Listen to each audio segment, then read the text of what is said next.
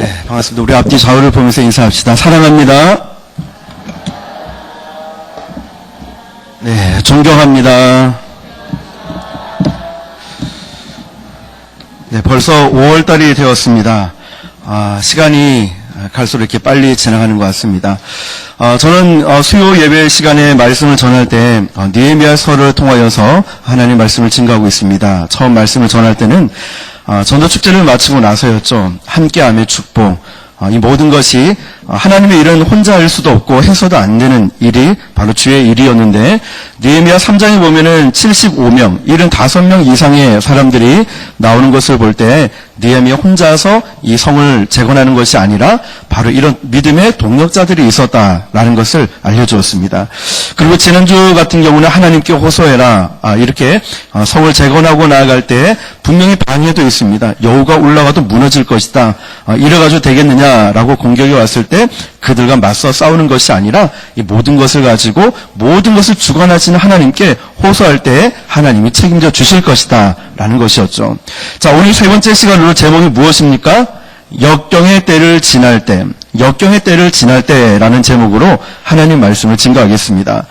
여러분, 지금 북한의 상황을 보면 계속 핵실험이라든지 미사일 발사 등으로 계속 공포와 위협을 주고 있고, 또 우리나라 쪽으로 보면 사드 배치를 통하여서 중국의 사드 보복이 있고, 그리고 대통령 대선을 앞두고 있는 이 시점에서 참 많은 혼란과 또 어려움들이 있습니다. 그런데 이 시점에서 볼 때 어떤 한 경제학자는 이런 상황을 평가를 이렇게 하고 있습니다. 지금 우리가 이 위기를 제대로 대비하지 않으면은 큰 위험에 처할지도 모른다라고 했습니다. 그런데 극심한 이런 안보 그리고 경제적인 위기보다 더 큰 위기가 뭐냐면 우리 국민들 사이에 퍼져가고 있는, 유포되고 있는 불신 증후군이라는 것입니다. 소셜 네트워크 이런 상황들을 보면은 거기서 어떤 기사가 퍼져나갑니다. 그런데 너무나 이제 이게 믿지 못할 기사들이 많이 있다는 거고, 그것을 또 이렇게 풀어주기 위해서 또 퍼져나가는 유언비어들이 많이 있다는 것이죠. 그러니까 어느 누구도 제대로 믿을 수가 없다, 불신감이 계속 퍼져나가는 것입니다. 정부도 못 믿겠고, 여당 야당도 못 믿겠고, 회사도 은행도 학교도 못 믿겠고, 심지어는 교회도 못 믿겠고, 선후배도 못 믿겠고, 내일의 희망도 믿을 수 없다라고 말을 합니다. 더 나아가서 이제는 내 자신, 우리도 못 믿겠다라고 이야기를 합니다. 자, 그러면 여러분, 이런 역경과 고난의 때를 지날 때 우리가 해야 할 일이 무엇일까요? 과연 그런 어려움과 그런 문제가 있고 역경이 왔을 때 주저앉아서 그냥 이렇게 지나갈 때를 기다려야 될까요? 아니면 오늘 말씀을 통해서 우리가 이 상황을 어떻게 극복해 나갈 수 있는지 한번 살펴보도록 하겠습니다. 주전 400년경에 느헤미야라는 이 이스라엘 지도자가 이 민족 재건의 역사적 사명을 띠고 조국에 돌아와서 예루살렘 성벽을 재건할 때 이 느헤미야 역시도 이런 좌절과 절망을 경험했습니다. 당시 이 유대 민족이 직면한 절망적인 위기가 뭐냐면 오늘 본문에 보면 몇 가지가 나와 있습니다. 첫 번째 3절에 보니까 어떤 사람은 말하기를 우리가 밭과 포도원과 집이라도 저당 잡히고 이 흉년에 곡식을 얻자 하고, 다시 말하면 지금 이 위기가 뭐냐면 흉년이 들었다는 거죠. 두 번째, 과도한 세금 징수 때문에 이들이 힘들다는 거예요. 4절 말씀에 어떤 사람은 말하기를 우리는 밭과 포도원으로 돈을 빚내서 왕에게 세금을 바쳤도다. 세금이 얼마나 많았으면 이 과도한 세금 징수 때문에 그들이 너무너무 고통스럽다는 거죠.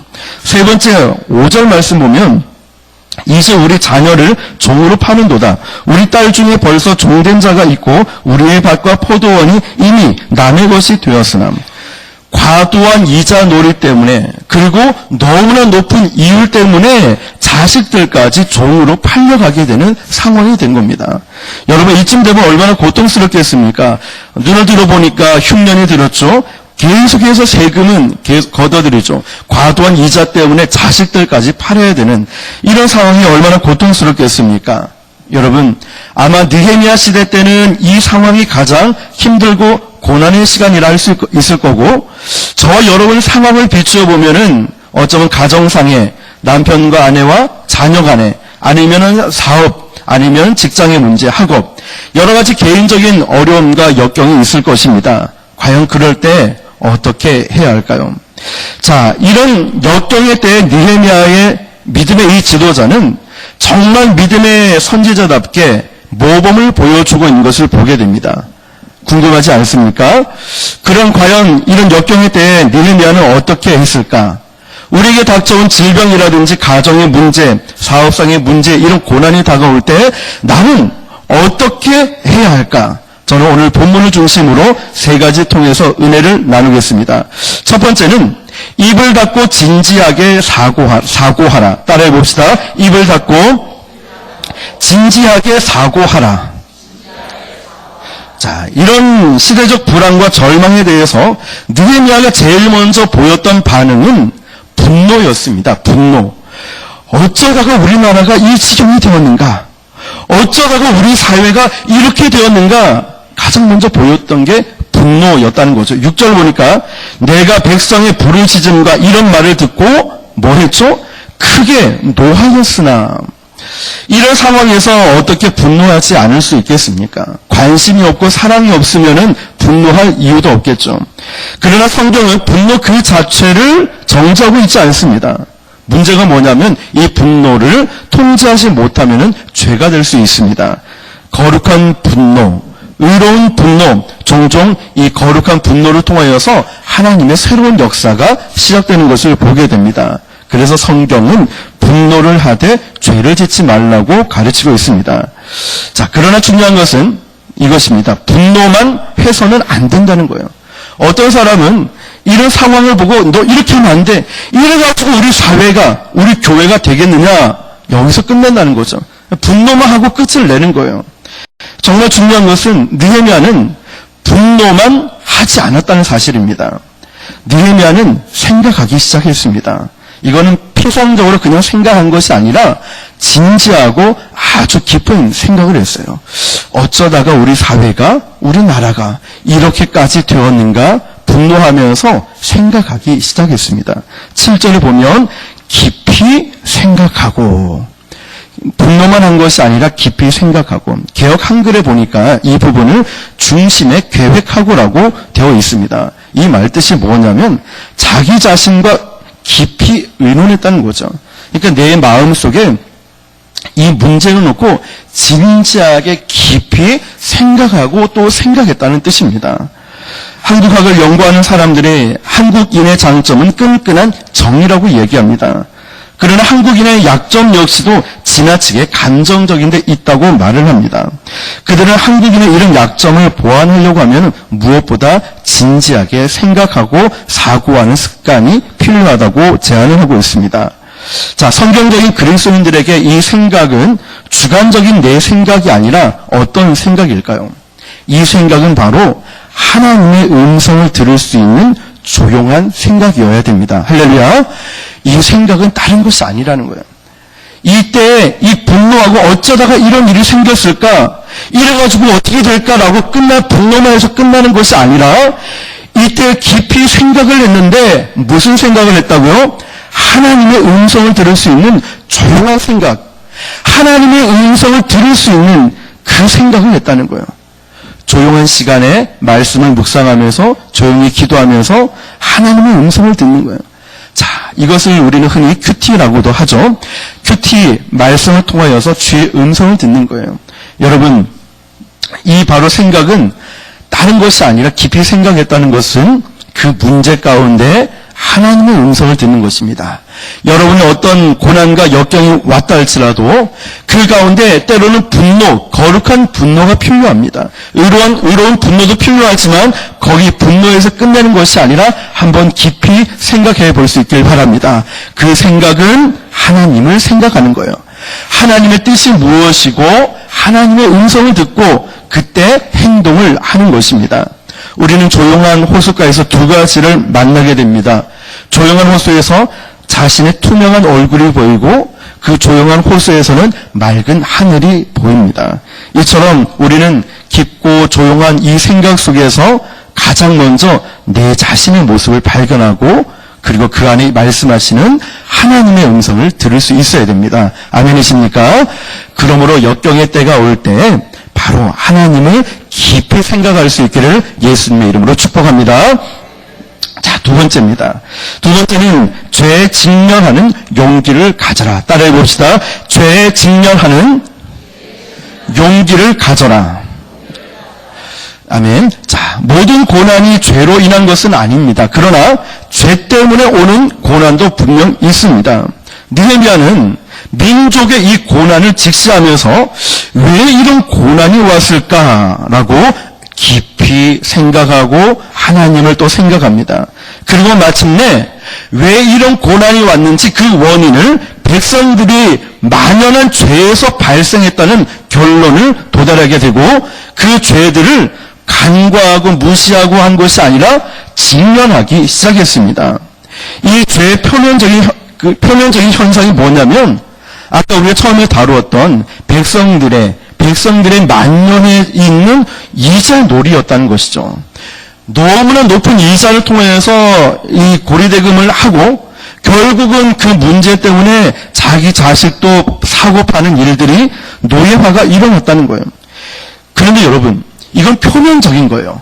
표면적으로 이자 문제, 돈놀이, 표면적으로 자식을 사고 파는 노예화. 느헤미야는 아까 처음 다루었던 게 하나님을 깊이 생각했다 했잖아요. 지금 이 말씀에 표면적으로 이 문제지만 정말 더 깊은 원인이 있구나, 이 결론을 가지게 됐다는 거예요.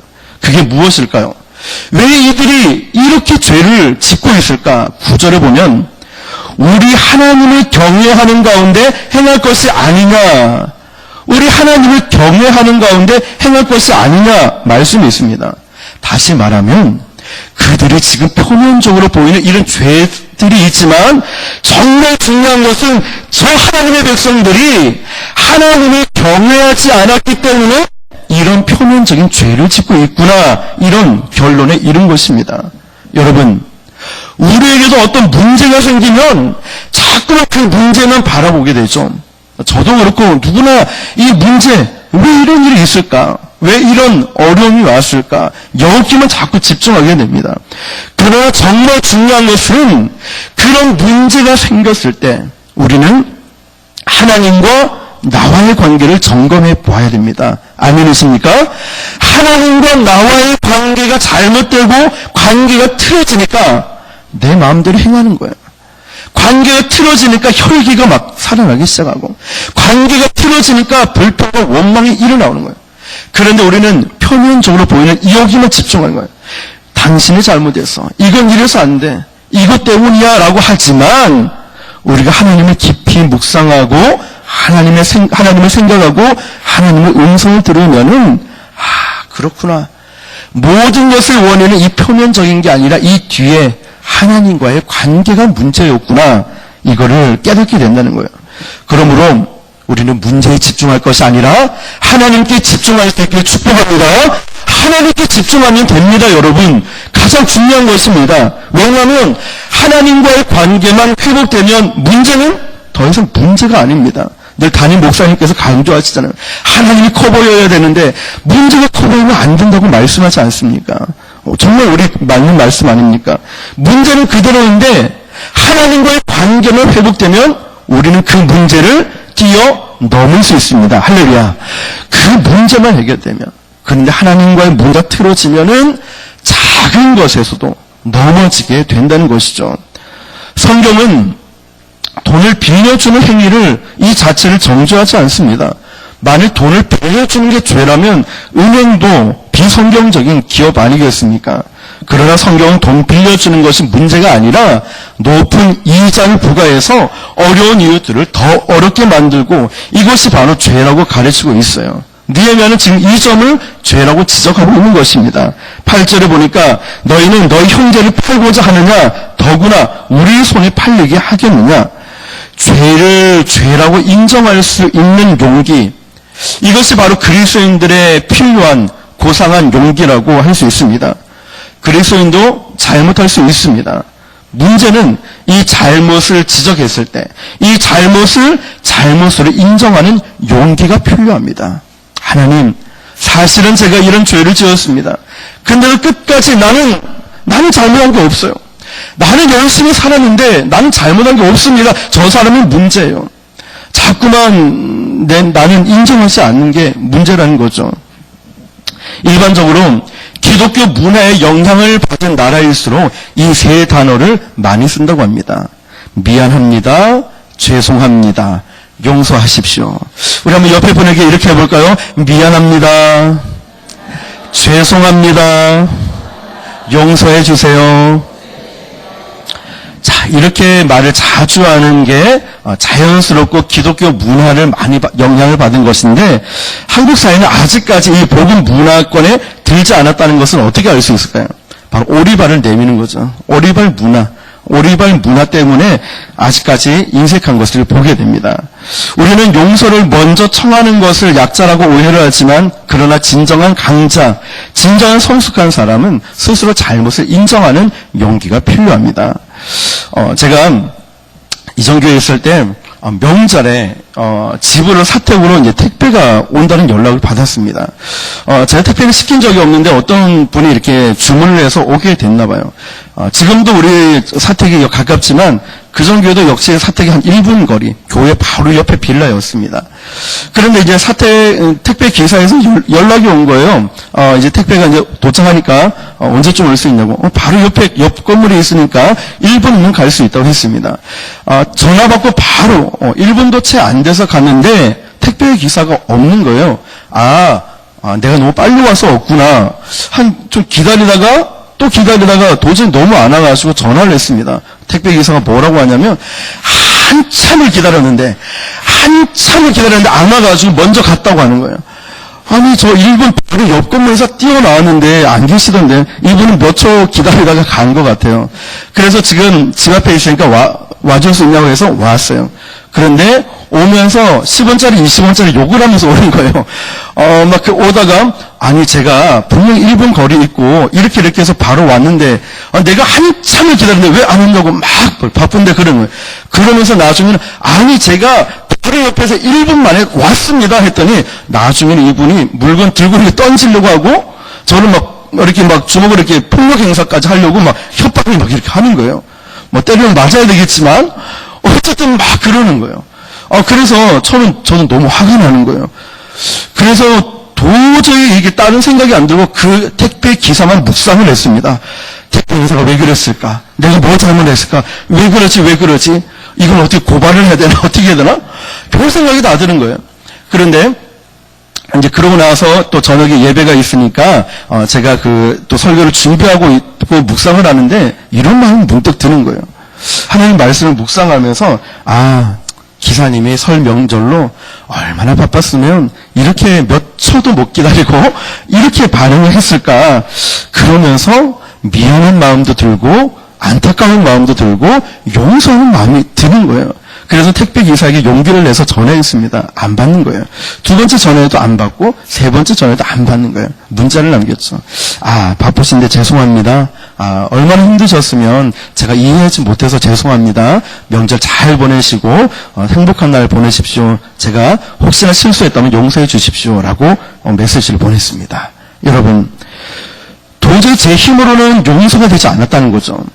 도저히 제 힘으로는 그분에 대해서 정말 이해가 되지 않는 상황이었지만 말씀을 묵상하고 하나님이 은혜를 주시니까 용서하는 마음이 생겼다는 것이죠. 여러분, 중요한 것은 무엇일까요? 바로 이것입니다. 우리는 그 문제를 묵상하는 게 아니라 하나님을 묵상하고 하나님을 깊이 생각하고 있으면 그들을 용서할 수 있는 마음을 하나님께서 주신다는 것입니다. 자, 사랑하는 성도 여러분, 이처럼 죄가 우리 인생의 실존적 문제라면 죄를 인정하는 것은 그리스도인들의 실존 양식이 되어야 되는 거예요. 그러니까 지식으로만 알고 있는 게 아니라 내 삶에서 진짜 사랑하고 진짜 용서하고 품을 수 있어야 된다는 것이죠. 우리가 잘 알고 있는 다윗 하면 하나님 마음에 합한 사람이라고 하지 않습니까? 그런데 하나님 마음에 합한 사람이 그냥 거저된 것이 아니라 다 이유가 있습니다. 그가 자신의 신하였던 나단 선지자에게 다윗은 책망을 받습니다. 당신 이거 잘못했습니다. 왕이시여 이것이 죄입니다. 잘못했습니다. 라고 잘못을 지적을 받았을 때 왕의 보좌에서 내려와서 내가 바로 그로다. 내가 바로 범죄하였다라고 고백할 수 있는 용기 때문이었습니다. 여러분, 혹시 여러분의 역경, 고난, 아픔들이 있습니까? 그 시간은 내 자신을 돌아볼 수 있는 기회가 될 것입니다. 여러분의 정말 말하지 못한 아픔이 있습니까? 그 시간에 하나님을 생각해 보십시오. 하나님, 저에게 왜 이런 아픔을 주셨고 저에게 왜 이런 고난을 주셨습니까? 하나님, 왜 저는 왜 이걸 이겨내지 못했을까요? 하나님을 묵상하고 생각하는 것입니다. 그때 하나님께서 너에게 이 교만함을 꺾기 위해서, 너에게 이런 은혜를 주시기 위해서, 너에게 이런 연약함을 지적하고 너를 강하게 세우기 위해서 이런 하나님께서 말씀해 주실 때가 있다는 거예요. 혹여나 우리 죄 때문이라고 말씀하신다면 우리는 다윗처럼 하나님, 그렇습니다. 제가 이렇게 죄를 지었습니다. 용서해 주십시오라고 이렇게 용기 있게 회개할 수 있기를 예수님의 이름으로 축복합니다. 제가 대학을 다닐 때 교수님과 아니고 컴퓨터를 전공을 했었습니다. 그리고 교수님과 이제 벤처를 창업을 해서 일을 할 때쯤에 그때 어떤 한 시에서 시장 출마하시는 분이 계셨어요. 근데 그분이 연락이 와서 그 선거 사무실에 전산실을 좀 담당해달라라고 제안이 와서 선거 기간 동안에 전산실을 담당하기로 했습니다.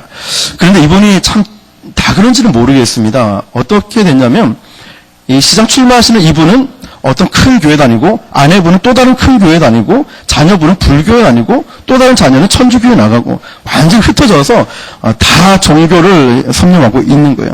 포 때문에 그렇겠죠. 그런데 이분이 참 대단한 것은 그 한 대학을 설립한 설립 이사장이기도 하고 그 지역에 참 많은 일들을 했었습니다. 그런데 결론적으로 말씀드리면 이분이 시장 출마에 나섰다가 결국 낙선하게 된 거예요. 그래서 다 선거 사무실 저도 나오고 흩어지게 됐는데 그 당시에 선거에 당선된 이 시장이 불과 몇 개월 안 돼서 비리가 탄로 나서 감옥에 가게 되고 재보궐선거를 통해서 이 낙선한 분이 시장에 당선이 된 거예요. 그렇게 되었는데 중요한 게 뭐냐면은 이분 또한 이 당선돼서 이제 정치 활동을 하다가 계속 로비를 하고 또 로비를 막기 위해서 또 로비를 하고 뉴스에 한참 나오더라고요. 계속 그분의 성함하고 나오는 거예요. 수사망이 점점 좁혀가니까 이분이 자신의 별장에서 극단적인 선택을 한 거예요. 이제 목을 매서 이제 죽게 된 거죠.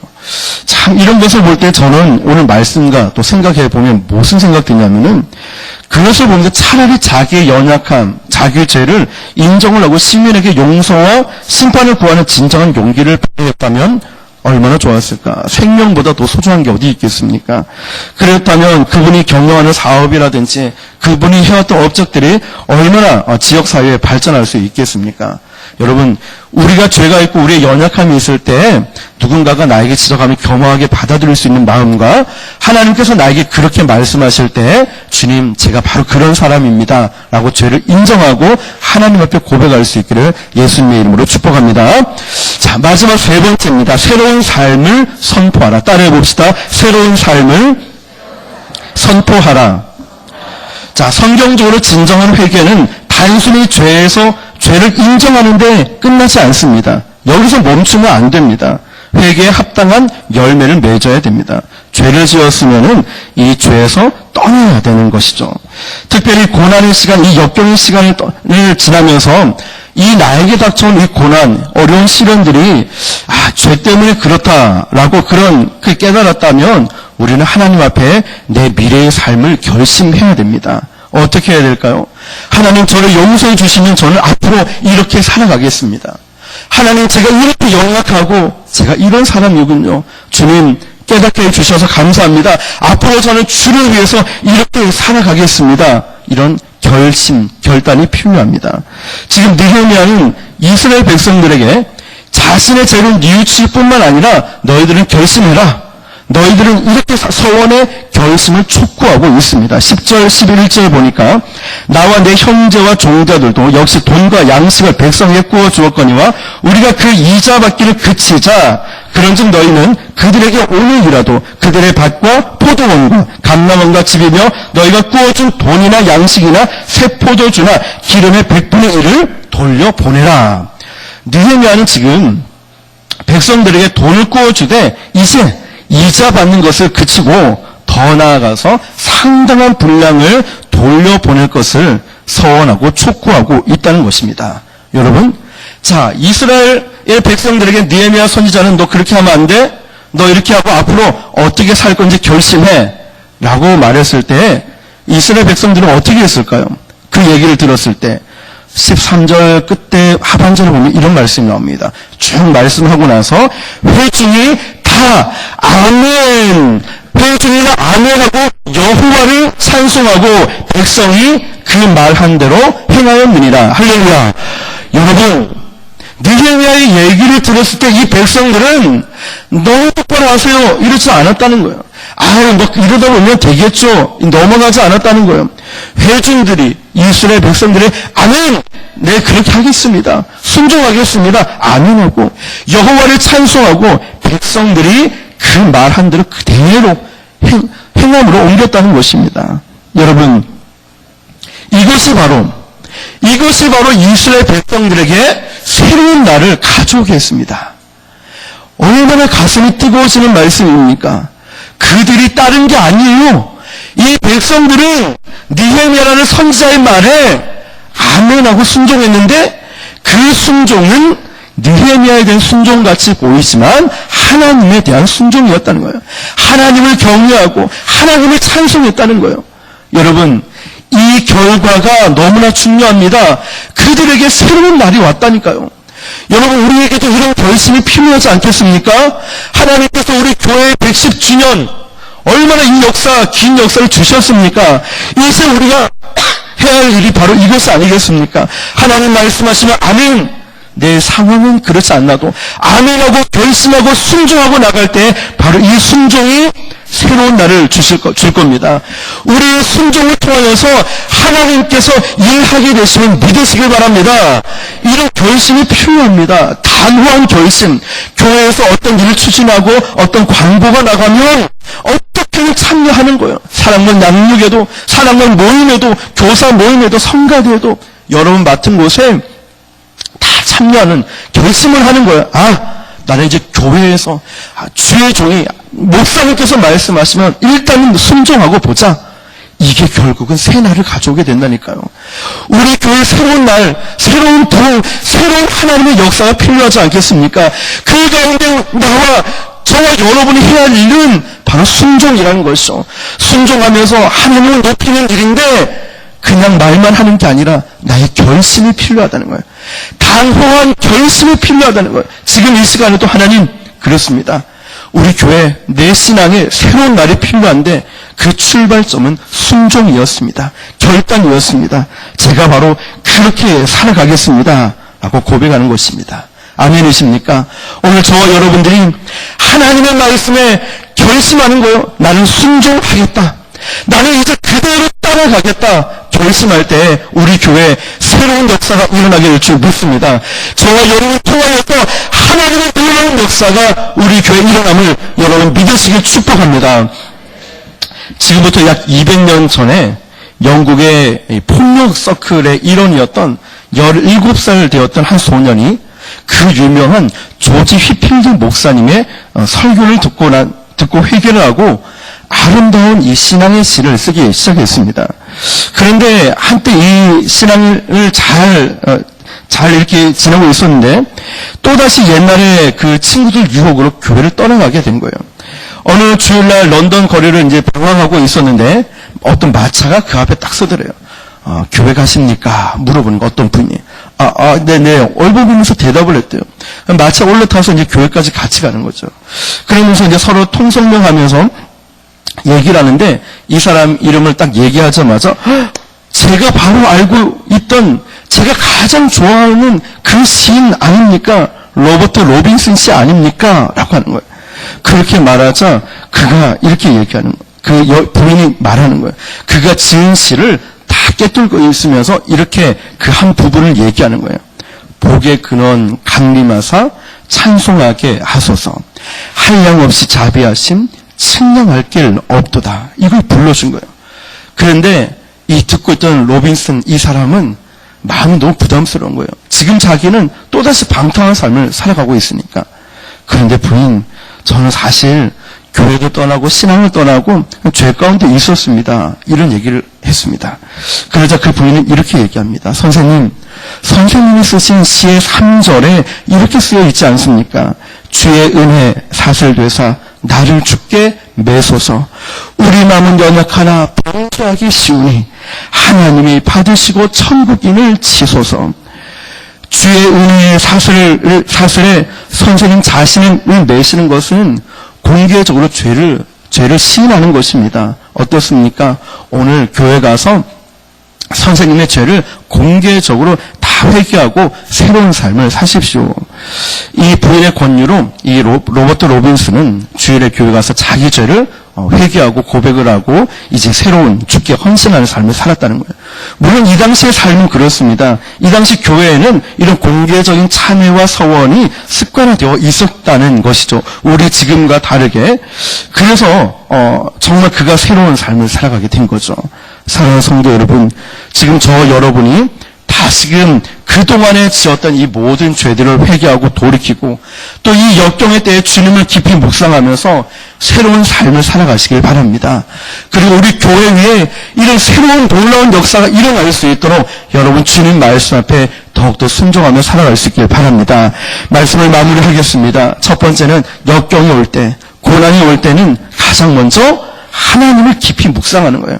하나님을 묵상하면서 주님의 음성을 듣고 행동할 수 있길 축복합니다. 두 번째는 문제 환경에 집중하는 것이 아니라 하나님과의 관계가 제일 중요하고 가장 우선순위라는 걸 기억하시고 하나님과의 관계가 회복되고 하나님께 집중할 수 있길 바랍니다. 세 번째는 말씀을 듣고 순종하는 마음으로 이제 새로운 삶을 선포하며 살아갈 수 있기를 예수님의 이름으로 축원합니다. 기도하겠습니다. 우리 찬양팀 나와주시고요. 하나님 아버지 감사드립니다. 오늘도 정말 우리 삶에 역경과 고난과 어려움이 있을 때가 있었습니다. 하나님 그때마다 문제, 어려움에 빠져 있어 정말 고통스럽게 있을 때가 많습니다. 그러나 가장 중요한 것은 하나님과의 관계라는 것 깨닫습니다. 하나님께 더욱더 나아가고 하나님을 경외하는 마음이 회복되게 하여 주시옵소서. 주의 음성을 듣고 움직이길 원합니다. 주님 말씀에 순종하길 원합니다. 내 자신, 우리의 삶 위에, 우리 교회에 새로운 역사, 새로운 삶이 일어날 수 있도록 주님 함께하여 주시옵소서. 모든 영광 주님께 올려드리며 살아계신 예수님 이름으로 기도드립니다. 아멘. 복의 근원 강림하소. 우리 간절한 마음으로 함께 찬양합니다.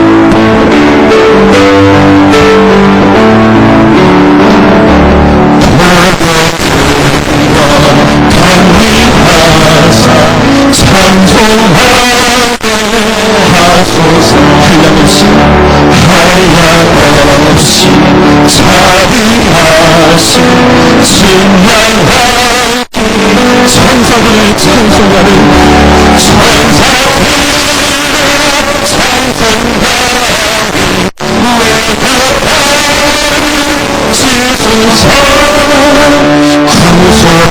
구속하신 그 사랑을